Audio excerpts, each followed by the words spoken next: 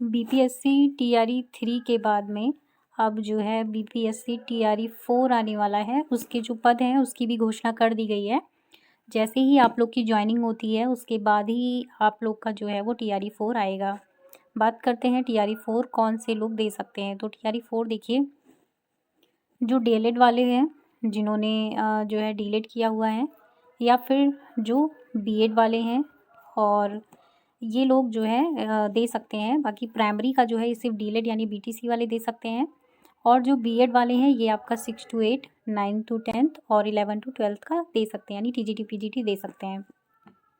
इसके अलावा बात करते हैं कि आपका जो पीआरटी है इसमें आपका सीटेट पास होना चाहिए। जूनियर में भी आपका जो है वो सीटेट पास होना चाहिए। और पीआरटी के लिए आपका जो है वो पेपर 1 पास होना चाहिए, और जूनियर के लिए आपका जो है वो पेपर 2 पास होना चाहिए। वहीं पे अगर हम बात करते हैं आपकी टीजीटी के लिए, तो वो आपका एस्टेट पेपर 1 पास होना चाहिए।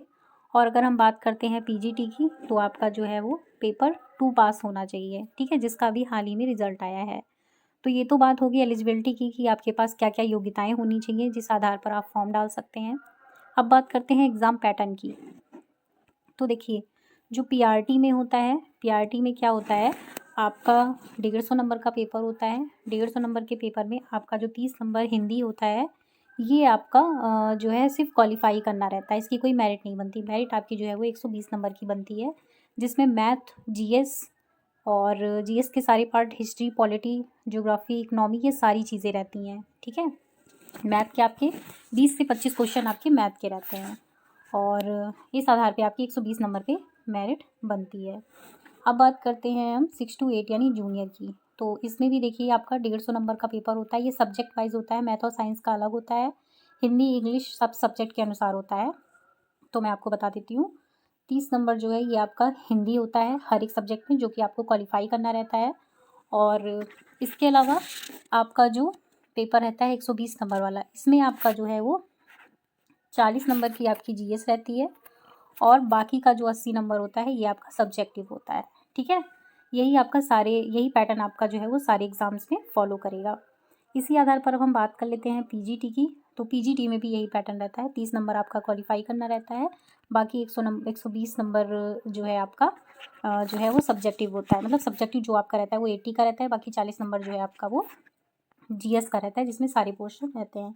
बात करते हैं एज की। तो देखिए, मिनिमम आप जो है वो 18 साल होनी चाहिए आपकी एज, 18 साल आपकी जो है वो एज होना चाहिए।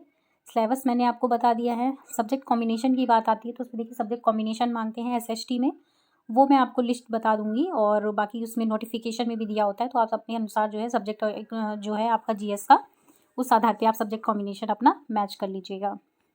और बात करते हैं कि आपका जो नोटिफिकेशन है, तो देखिए अभी दिसंबर तक, लास्ट तक तो आपकी अब सारी रिजल्ट, दिसंबर का जो फर्स्ट वीक है यहाँ तक आपका रिजल्ट ही आएगा, तो लास्ट तक आपका जो है वो नोटिफिकेशन आने की संभावना है। बाकी कोई भी इन्फॉर्मेशन आपको इससे रिगार्डिंग चाहिए हो, आप मुझे कमेंट बॉक्स में पूछ सकते हैं। वीडियो पसंद है, लाइक शेयर सब्सक्राइब करना मत भूलिएगा। धन्यवाद।